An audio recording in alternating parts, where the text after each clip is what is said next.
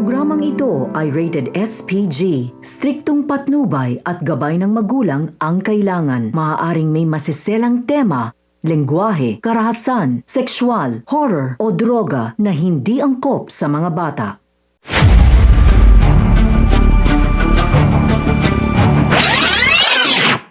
Mga kapamilya, dahil nga sa kakulangan ng supply ay bigong naibigay ni Edwin kay Jacobe ang hiling nito na kalahating milyon at dahil dito ay magkakaroon ng komosyon.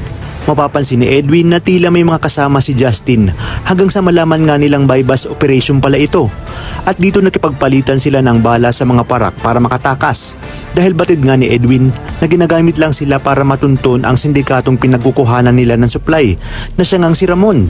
Ngunit hindi ito pinalampas ni Samonte at Jacobe dahil alam nilang malaking isda ang sindikatong pinagkukuhanan ni Edwin at ito ang magdadala sa kanila para sa kanilang promosyon.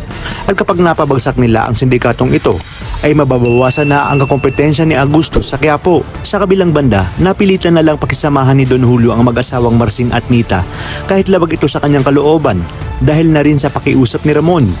Maging ang mag-asawa ay ayaw pa rin makipagkasundo sa matanda na pumayag na rin dahil sa pakiusap ni Ramon at Mokang. Alam nating ang pinagbulan nito ay ang pakikialam na mag-asawa sa transaksyon ni Don Julio na muntik-muntikan nang makita ni Marsing at Nita. Maging si Ramon din ay napatiklop ni Mokang dahil batid nating tunay ngang mahal ni Ramon si Mokang at nagawa rin nitong magpakumbaba at humingi ng tawad sa kanyang asawa. Kaya naman tila mahihirapan si Olga na mapatalsik ang pamilya ni Mokang sa kanilang mansyon.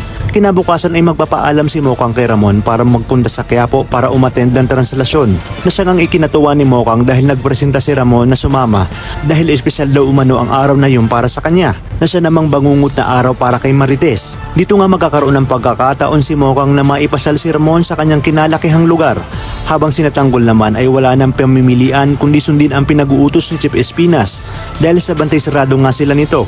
Ayaw mang gawin ni Tanggol ay mapipilitan silang gawin mismo ito sa araw ng pagdiriwang ng kapistahan ng Quiapo, ang pagpatay nila sa mga Red Phoenix.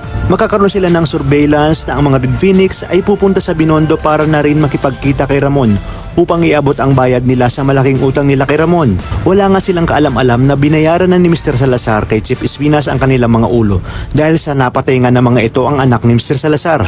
Kaya naman dito matutunghayan natin ang matinding bakbakan sa pagitan ni Tanggol at mga Red Phoenix. At dito makikita ni Ramon kung paano pinatumba ng hitman ni Espinas ang mga Red Phoenix. Sa inyong palagay, mamumukaan kaya ni Ramon si Tanggol na siya mismong papatay kay Angkong? Kaya naman mga kapamilya, pakatutukan natin ang mas kapanapanabik na mga tagpo dito lang sa pambansang teleserye ng sambayanan, ang FPG's Batang Quiapo.